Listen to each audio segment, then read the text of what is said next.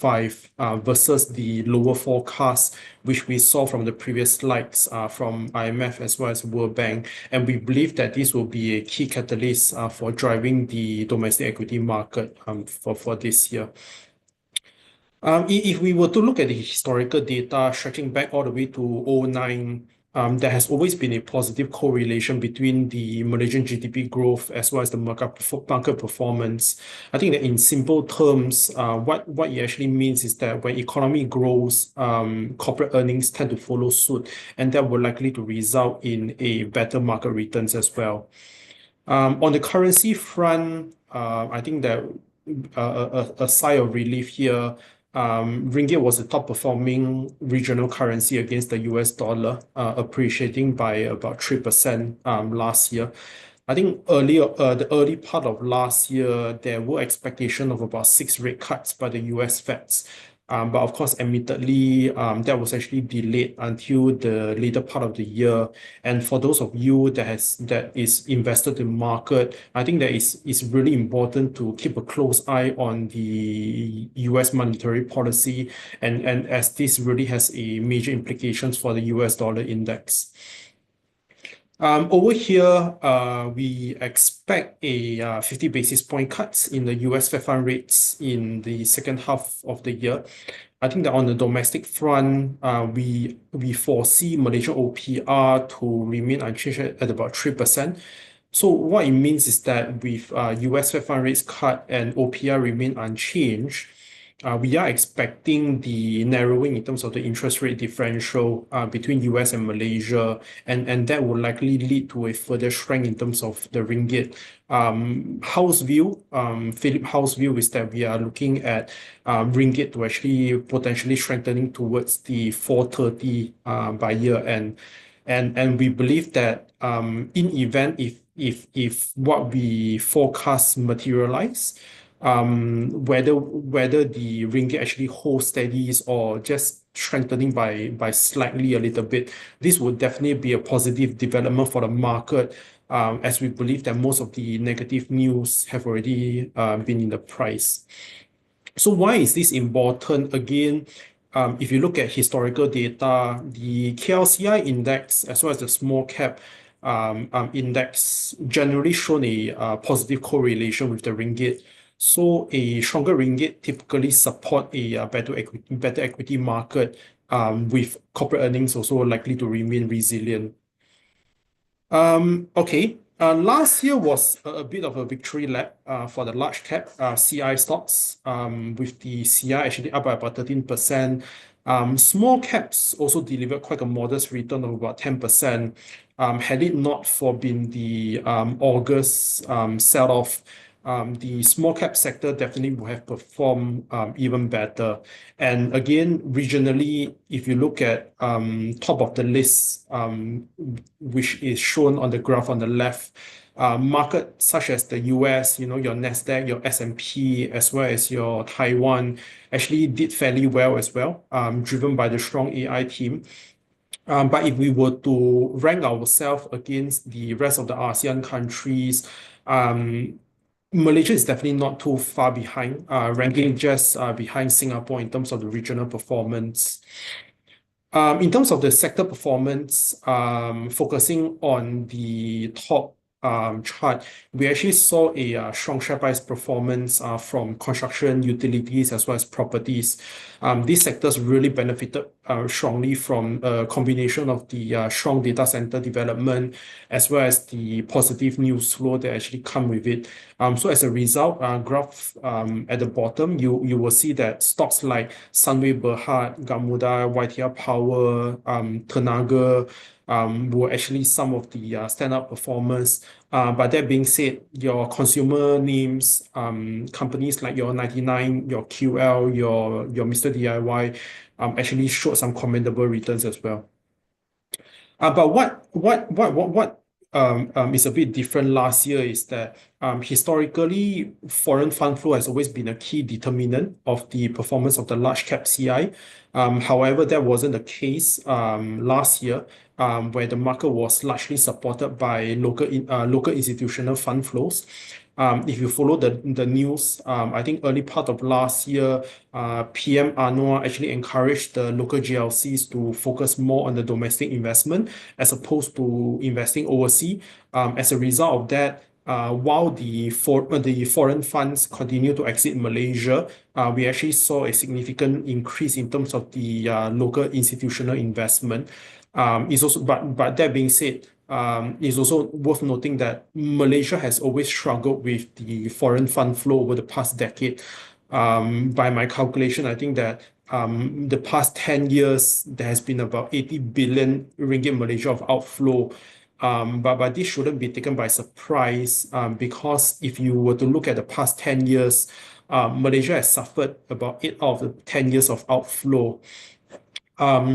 But again, like what I mentioned, what we see here, EPF has increased its investment in the local market, raising its share of the market capitalization from 7 to 8% over the past few years, increasing it to about 9%.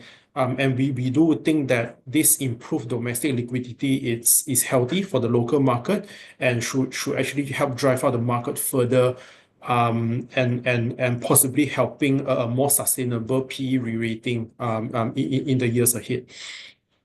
Over here, what we did was that we actually analyzed the past 6 US elections and really try to stack and see how both the US as well as the local market has behaved 12 months after the US election. So we have seen that the S&P and Nasdaq actually returned about 13%, whereas our local market, regardless whether it's the large cap or small cap, typically shown a positive return as well. And why is this important is because Malaysia and US market is really interconnected in many ways. When the US market sneeze, the global market tend to catch a cold, and the local market has always has positive correlation with the US market.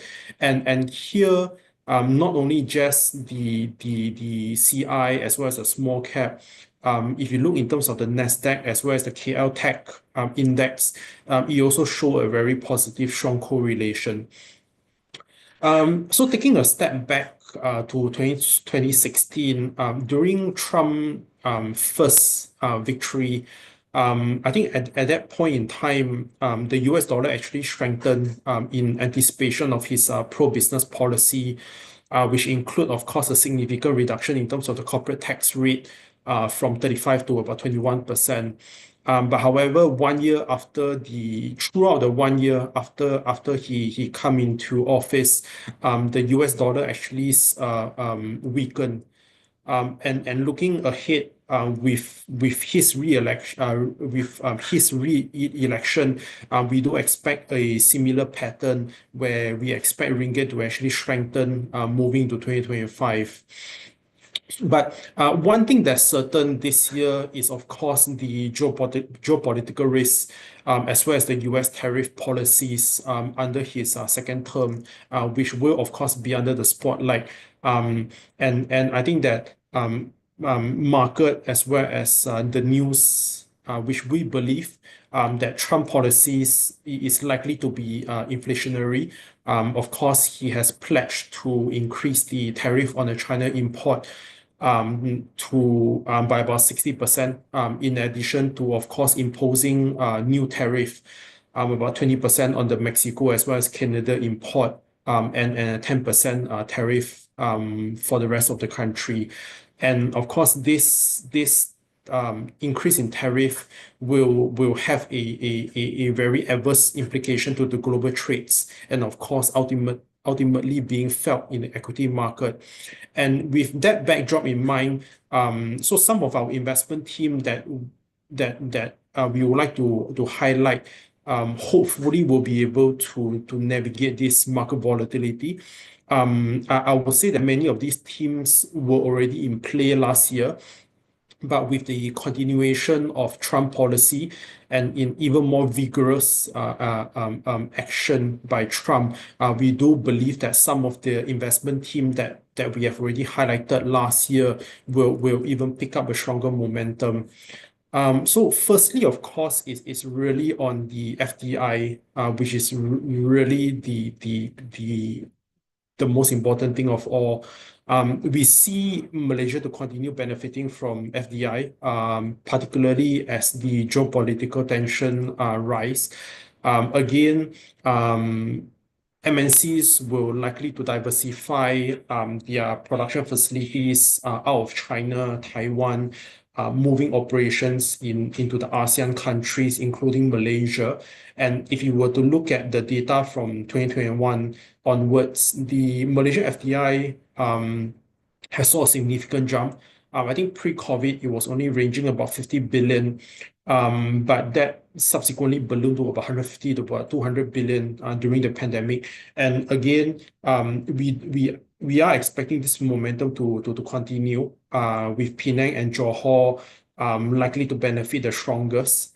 Um, the next major theme for next year is really on the infrastructure development. I think that as Malaysia continue to experience a surge in terms of FDIs, there will be an urgent need for increased infrastructure spending, your office building, your industrial facilities, and with that, we are expecting a more significant upgrades as well as rollouts of contract relating to the transportation networks to actually support that growth.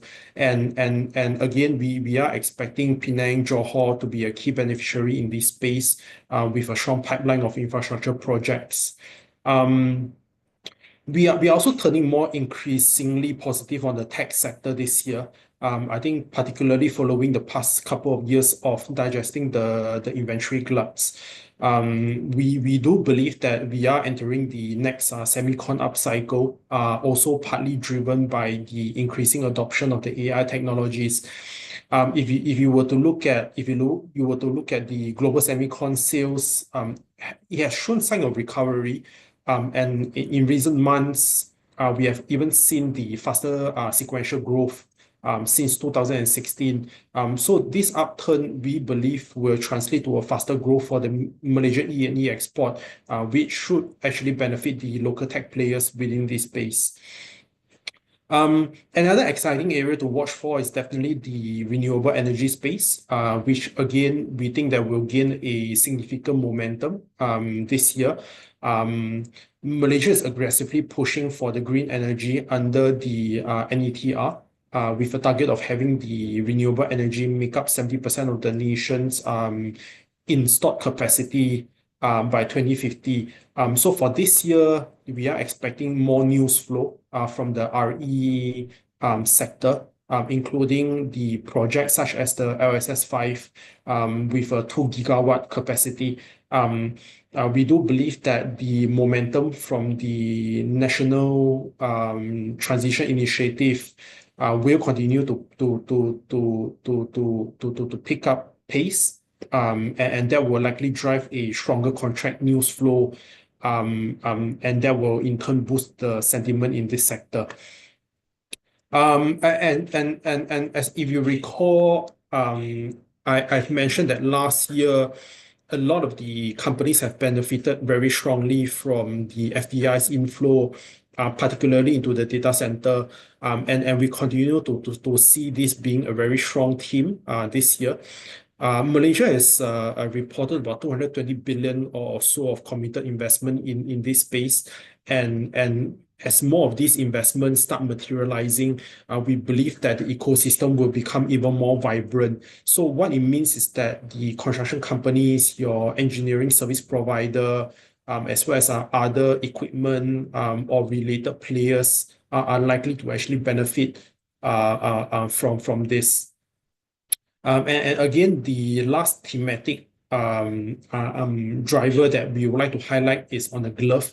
I think that one of the side effects of the Trump tariff policy, we're likely to see a shift in terms of the market share within the global glove industry. The Chinese glove makers has faced a very high tariff. And we believe that that will actually lead the orders to be diverted back to the Malaysian glove makers. As a result of that, we do believe that this could actually provide some tailwinds to the sector. In terms of the valuation, I mean, if you look at the KLCI right now is trading below the 10 years average, which kind of suggests a decent upside ahead. While that is true, in our view, having our KLCI target about 1750, we are actually a bit more bullish on the small mid caps sector. As mentioned earlier, the foreign fund flow has traditionally been a key driver of the CI performance.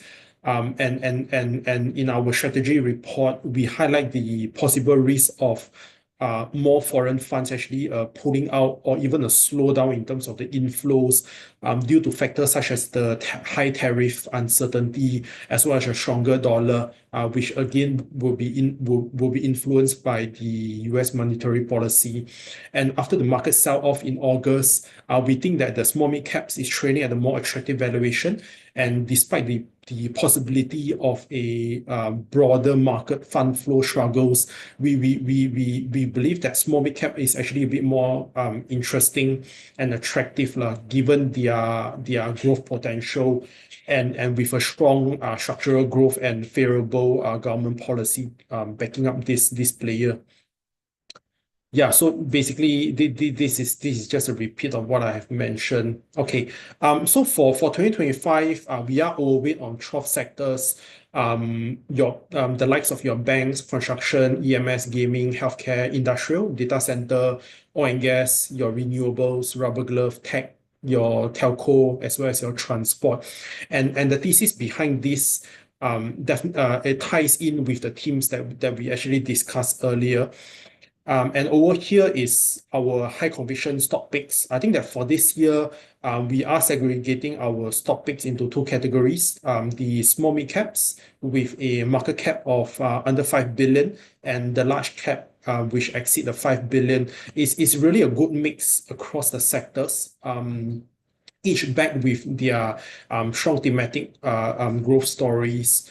So in the small mid caps, we have buys on AGX, Bumi Armada, Binasra, BM Green, Critical Dayang, HE, Pekat, MN Holding, OCK, and over to the big caps, we have a buy on CIMB, Franken, Gamuda, Hatarega as Nation Gate. So let me just do a very quick dive in terms of our top buys for 2025. Just quickly go through them. So basically, the first small mid cap picks that we actually like is AGX. So AGX actually specializes in AGX actually specializes in third-party logistics. So we expect AGX to actually benefit from the global demand of a higher global demand for the freight services. But I think that the main catalyst for AGX is really riding on Capital A ADE, which is their aircraft MRO arm. Recently, Capital A through ADE just expanded into a very huge hangar, and they have the aspiration to become the largest MRO for the aircraft MRO for across the ASEAN country, and AGX being one of the service provider for ADE under Capital A will benefit very strongly from it. And of course, the second catalyst is really on the e-commerce. So the recent partnership with Allink it allows AGX to actually tap into the China high logistical demand as more of these China customer are actively expanding the operation in Southeast Asia. So there is a few catalysts on AGX, your e-commerce boom, your trade diversion, as well as riding on the high aircraft MRO demand. And looking at their EPS growth, is projecting to grow at about a profit CAGR of about 41%. which is really interesting. So we have a buy call target price of 84 cents. The second name that we like is Bumi Armada. This is a oil and gas company. If you were to follow closely on the news, you will notice that of late they are looking at a proposed merger with MISC on their FPSO business. So as a result of that, the share price has been performing well. I think that the FPSO space, in terms of the pipeline of new projects, remain very active, and we do expect that in event if they were to merge with MISC, that will actually allow them to be more competitive in terms of bidding. The company recently turned Sharia.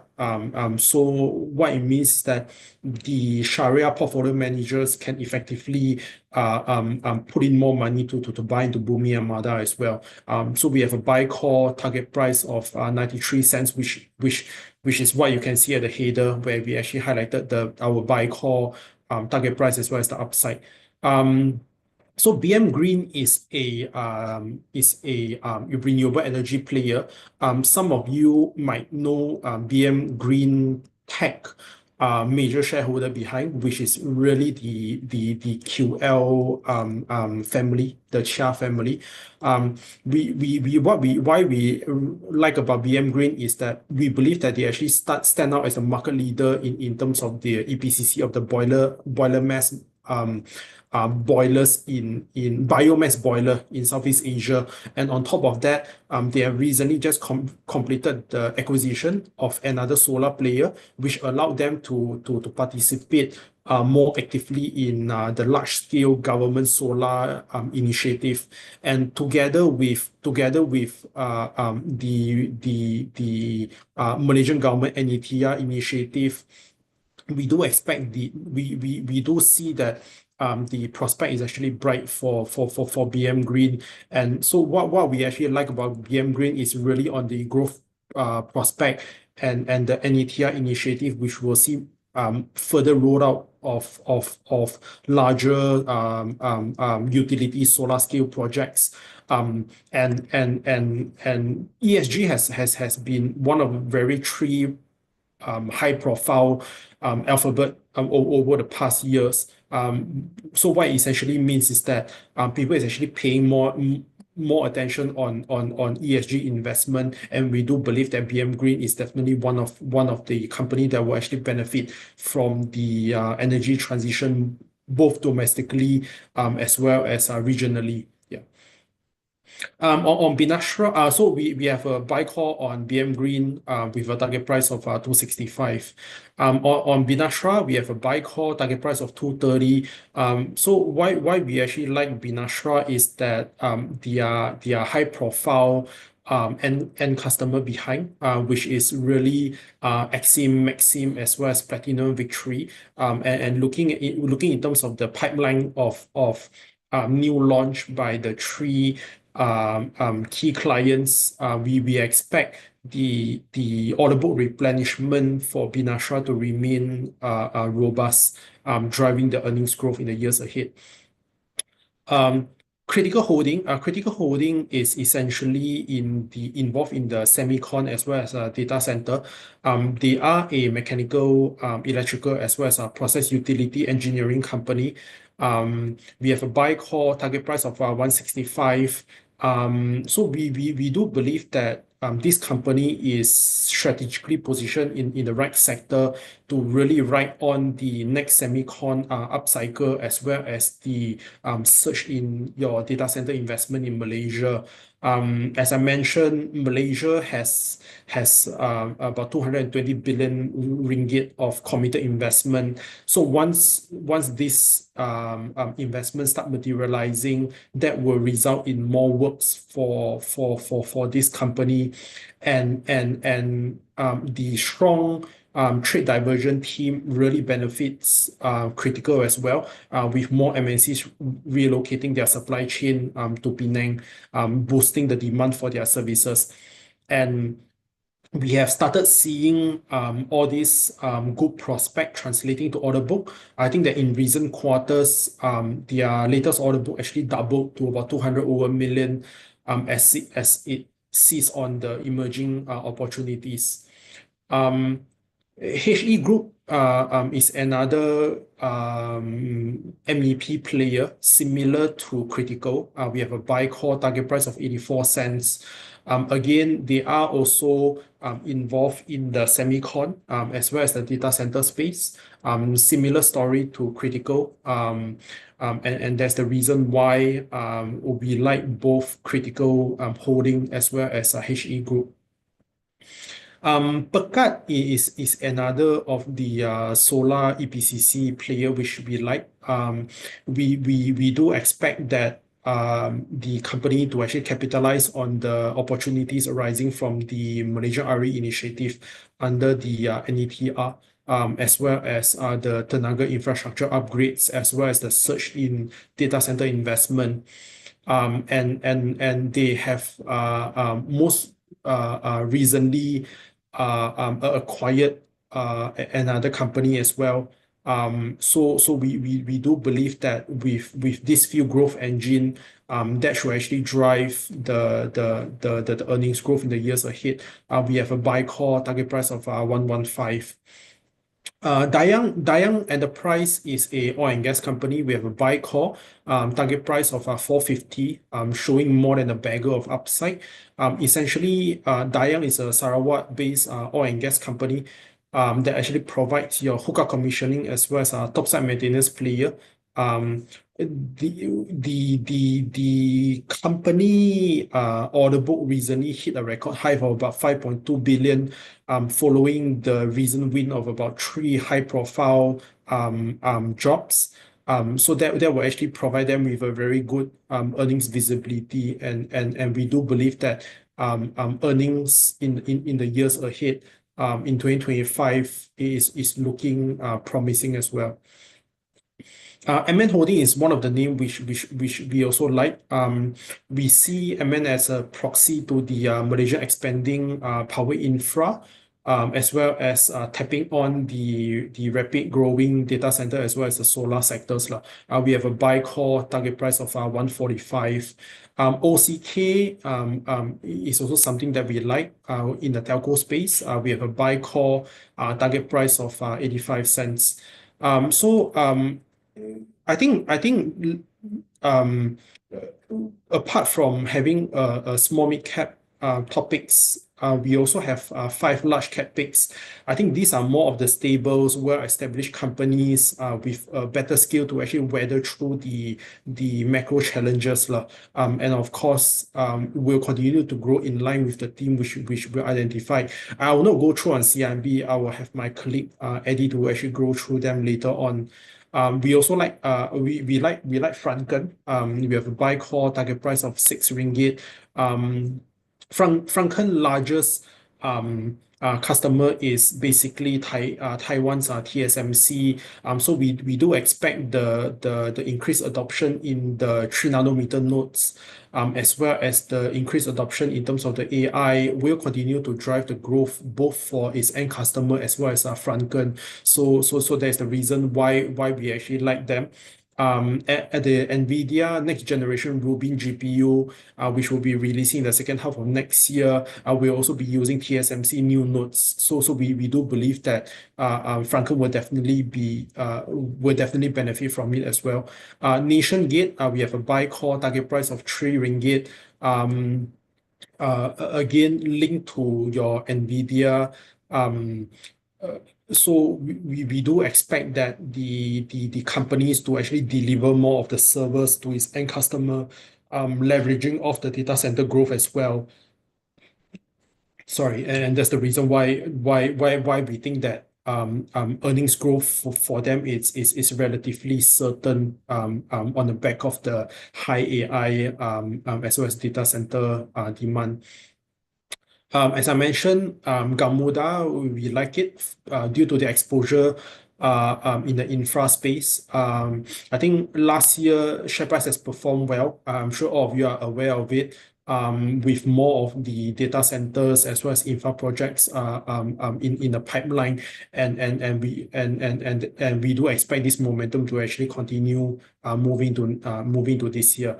Hartarega, we have buy call target price 455. Mentioned in one of our thematic ideas. We do expect your sales volume, your ASP to continue to creep up, and Hartarega to actually regaining more of the market share with the high US tariff hikes on the China glove makers. Okay, so in conclusion, I think as we move into 2025, no doubt we might face an environment of volatility, but we also see all opportunities lying around, and Phillip Research view is that any market weakness should actually be seen as a good opportunity to build on positions on the names which we highlighted earlier. The key for this year is really to get into the right sectors and company stocks that will ultimately benefit from all of this noise. So as we have discussed, we are positive on the Malaysian economics outlook. We are expecting a stronger ringgit, and we do believe that the equity market will benefit from the more resilient corporate earnings growth. And the main focus is really on the key thematic growth stories through our overweight in some of the selected sectors, and of course our stock picks actually align with the thematic ideas. Okay, so I'll pass on the following section to our banking analyst for him to bring you guys through his view on the banking sector. Eddie, over to you. Yep, thanks, JY. Good afternoon, all. I'll just do a quick run through on our views on the Malaysian banking sector. We are overweight on the sector, remain positive on the sector for 2025. This is supported by an overall improved sentiment as well as favorable operating environment for the banks, with limited downside risk to both earnings as well as asset quality in our view. The Malaysian banking sector does offer a relatively safe and robust earnings profile, and this is largely driven by resilient domestic demand, healthy capital market activities, as well as benign asset quality. Again, the key macro assumptions here are a GDP growth of 5.1% for 2025, as well as for overnight policy rates, OPR to remain at 3% for 2025. So all in our banking sector, we do cover 8 conventional banks. We do have 6 buy calls, a hold and a sell. If you look at the peer table at the bottom, in terms of buy calls, we do have a preference for more aggressive banks such as CIMB, MBank, RHB, and Maybank over the rather defensive Hong Leong Bank as well as Public Bank.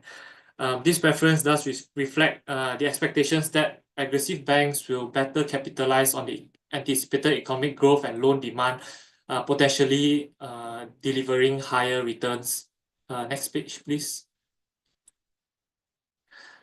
Just a bit on share price performance in 2024. So overall, for the Malaysian banks that is under coverage, we can see that it outperformed the KLCI index. In 2024, it's up 18%. You could see that the re-rating actually happened in mid-August of last year. This is mainly due to a very strong second quarter 24 GDP print, as well as favorable movements in the ringgit, which propelled valuations higher. And referring to the chart at the top right, we note that most of the banks under our coverage have outperformed the index. The only 2 stocks that underperformed, that did not perform as well as the KLCI index is Hong Leong Bank and Public Bank, and those 2 are the rather more defensive stocks in our portfolio. We do think that this strong performance is well justified, supported by positive macroeconomic indicators, stable corporate earnings, and as well as very good improvement in terms of ROE at 10.4%, which is above the 10-year average of 9.5%. Following on to that, we have very low provisioning levels, as well as with no significant asset quality stresses. Next page. Just to quickly touch on some of the key earnings drivers that we see for 2025. First chart here, we do expect a mid-single-digit loan growth for 2025. This is similar to what we saw in 2024. So key growth areas for loans still remains retail as well as SME loans, and we are seeing large cap corporate lending potentially benefiting from greater clarity on large-scale infrastructure projects. So if you look at the chart on the right, top right chart, that is a list of pipeline of upcoming large-scale projects which could support the non-household segment loans in 2025. And the bottom two charts shows the NIM for individual banks. This is split into two charts where we look at the top four banks, the top four largest banks, as well as the smaller four banks. But overall, the trend for net interest margin here is that NIMs has bottomed and is expected to remain stable or trend slightly upwards on easing cost of funds. So in 2025, sector NIM wise, we are expecting a 2 basis point increase to 2.01%. Next slide.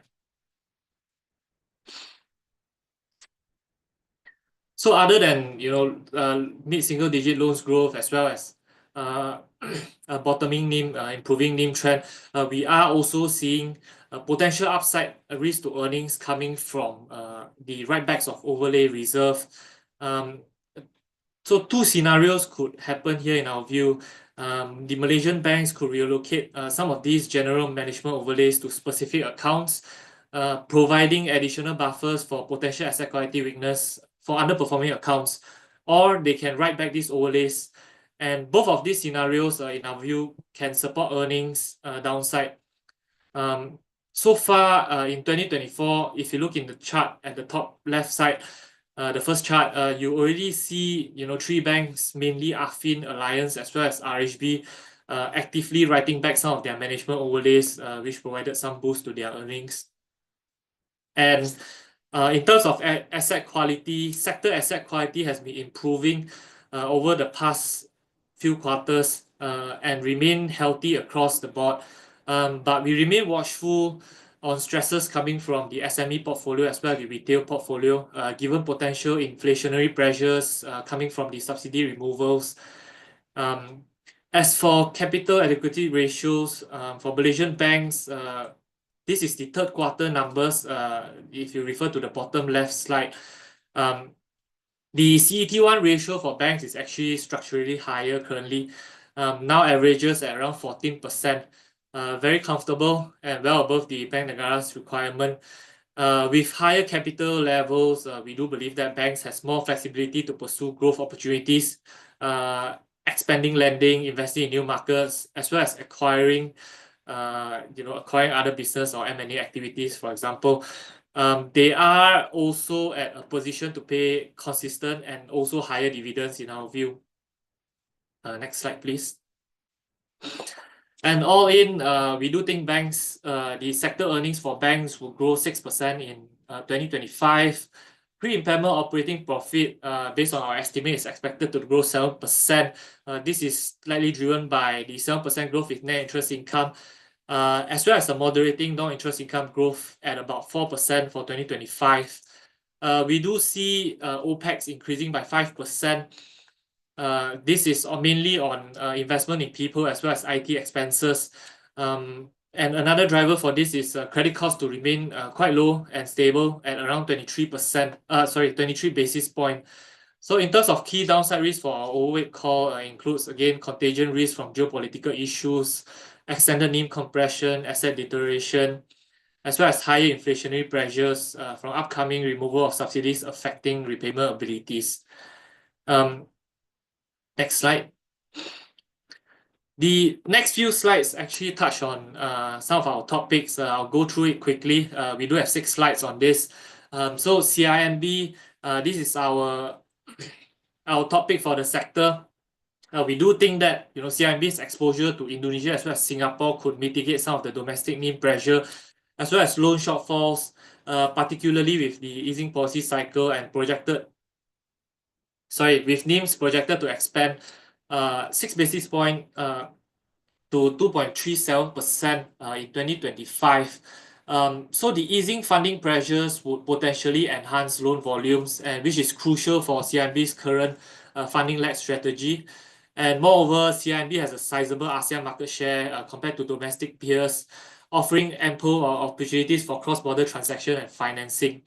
Dividend outlook for CIMB remains robust. They are very disciplined they have a very disciplined strategy in place to drive ROE, as well as, their foreign shareholding is currently up close to 36%, 37% currently.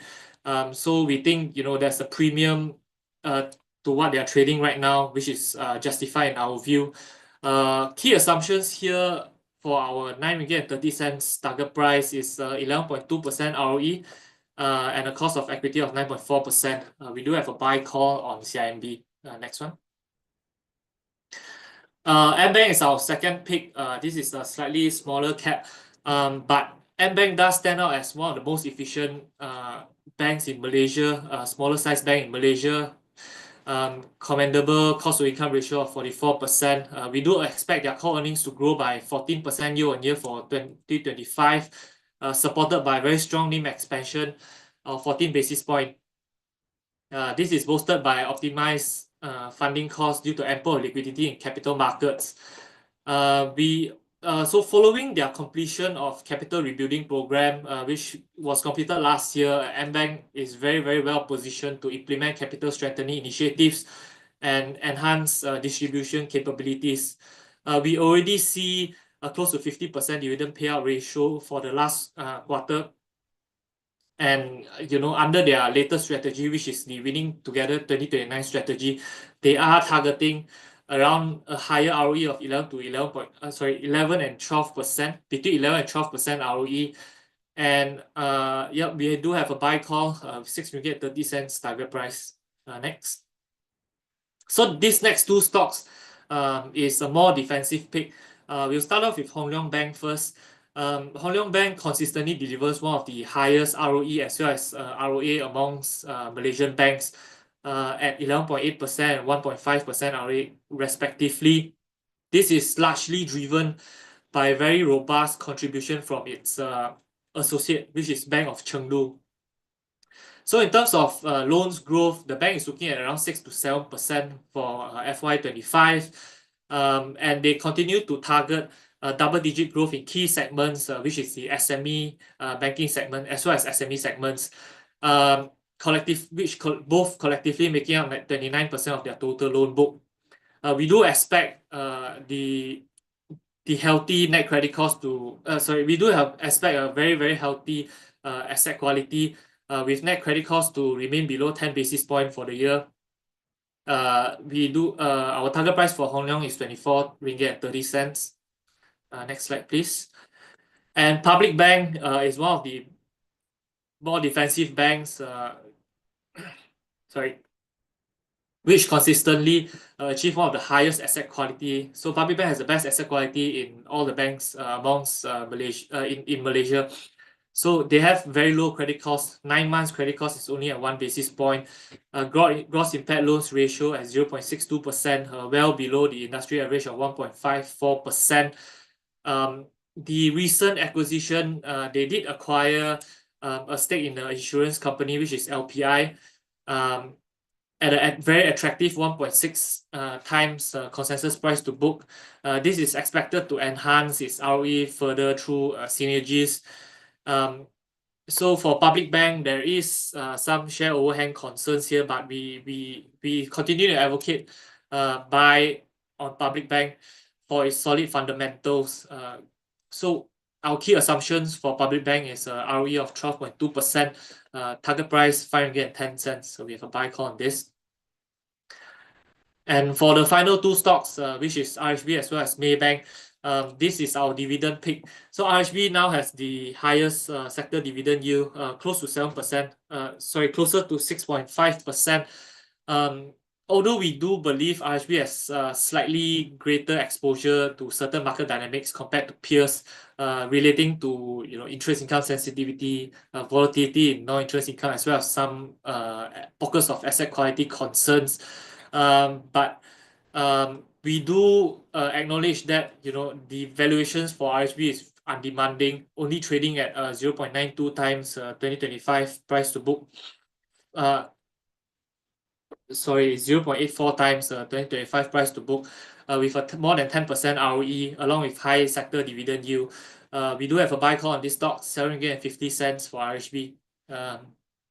And lastly, we do have Maybank, target price of 11.40. They had made quite a notable progress towards their 2025 strategy, which is to have an ROE of 11 to 12%. 9 months wise, they are at 11.2%. Underlying loans growth continued to be very robust across key operational markets. Annualized growth rate is about 4.8%. But we do know that this is mainly driven by lower yielding mortgages. But as we move into fourth quarter as well as 2025, the key focus for the bank is to preserve NIMs. So we do expect 2025 NIMs to grow by 1 basis point, following a contraction of 7 basis point expected for 2024. So that's all from me. Maybank has a buy call of 11.40 ringgit. I'll pass on back to JY. Thank you. Okay, thanks, Eddie. All right, so we'll move on to the Q&A session. But just let me put the slides back to our topics. Okay, we'll start addressing some of the company-specific questions first. A question on Pentec. Yes, Pentec was one of our top 10 picks in 2024. I think the share price has done well, and as a result of that, we actually removed Pentec out from our top 10 small mid cap topics. But again, this is not because that we don't like them anymore. We still have a buy call, target price of 130. We still think that the company will continue to benefit from the rising oil and gas activities.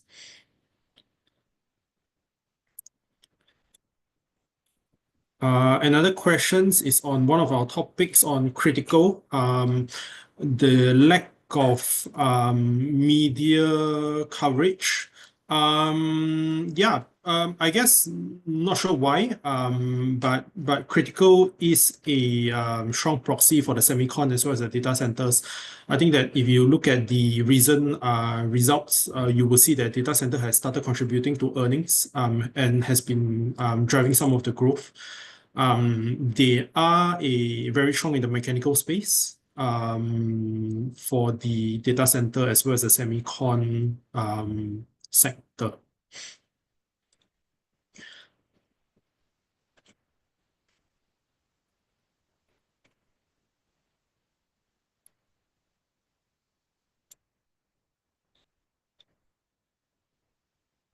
Okay, there's also a questions on transport.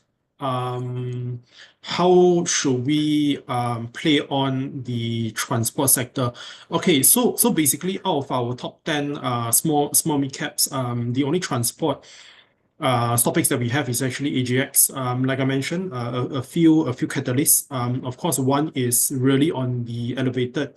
Let me just move the slides here. Yeah, on the elevated freight rates, which continue to remain high. Of course, we continue to see that the freight demand continue to remain quite resilient. And on top of that, their partnership with Allink really allows them to really tap on the e-commerce boom. So that will actually drive a higher demand for the logistical needs as well. And on top of that, I think that the biggest catalyst for this stock is really Capital A aspiration to be ASEAN largest MRO aircraft MRO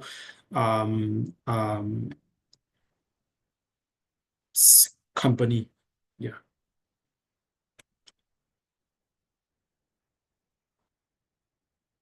Okay. Again, questions on AGX. I think that how AGX really differs from the other logistic company is the fact that they actually have a niche in the aerospace logistic.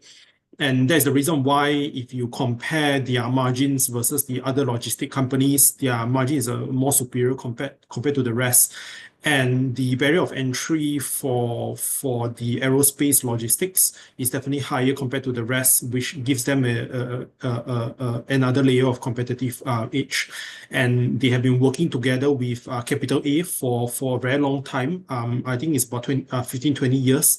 If I'm not mistaken, I think that they are the only domestic external service provider for Capital A. I think that they are the one that's handling most of the volumes for Capital A. And with this new hangar, we are expecting them to benefit very strongly from it. So I think we actually just initiated on these very interesting names in December. If you guys have interest in these stocks, do feel free to get our latest research report from your remisiers. Okay, questions on Franken. Franken, okay. Just let me Okay, question on Franken. Okay, so I think that the reason why we have quite a good upside, decent upside on Franken is the fact that Franken is unique proposition is really their exposure to the AI space as well as the front end. As a result of that, we believe that Franken actually deserve a premium compared to the rest of the tech players. As you know, Pinai tech players are mostly the back end, although some of them is actually starting to venture into the front end. So with a head start in a competitive edge as well as being long in the front end. So we do believe that Franken actually deserve a premium compared to the rest, hence the higher upside.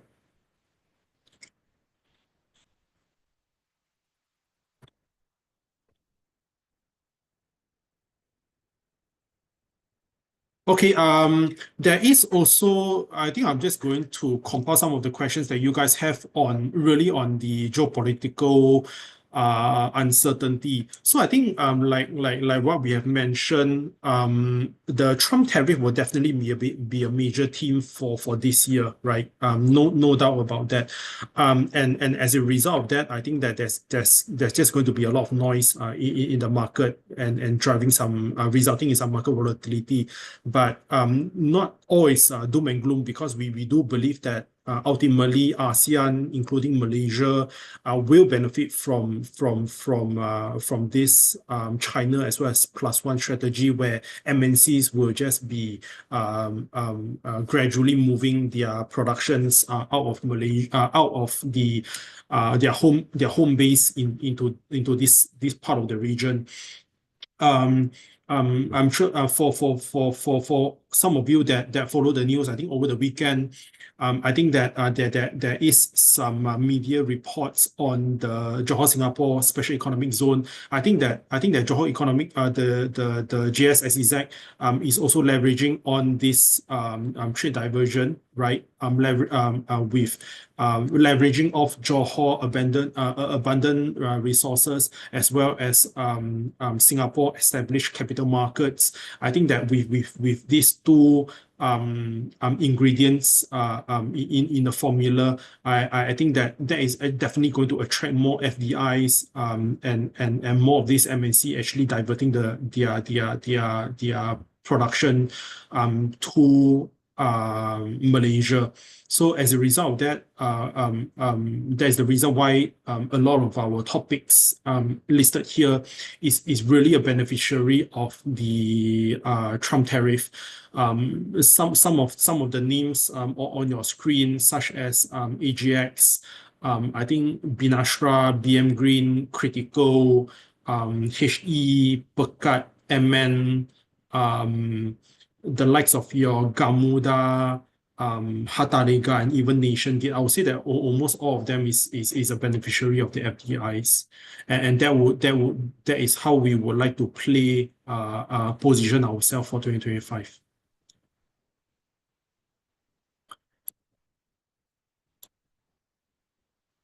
Okay, maybe we'll just take one last question, considering we are running out of time.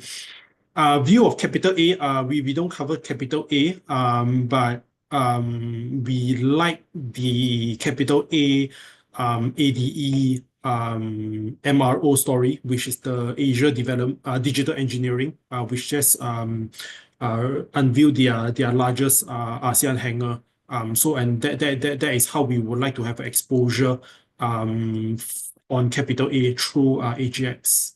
So something that you guys can have a look on. Okay, yeah, I think that's the time that we have. Marino, over to you. Thanks. Thank you. Thanks for the presentation.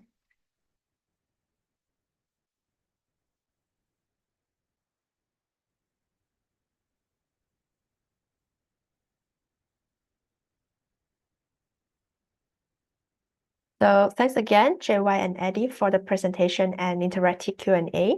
We have now come to the end of the webinar, and we would like to thank all of you for joining. For tomorrow, Tuesday, we will be sharing the outlook and stock picks for the China and Hong Kong markets. Louis Wong, Director of Phillip Securities Hong Kong, will present on China and Hong Kong outlook on Q1 of 2025 and his stock picks. Remember to mark your calendars. It's on 7 January, Tuesday, from 12 to 2 p.m.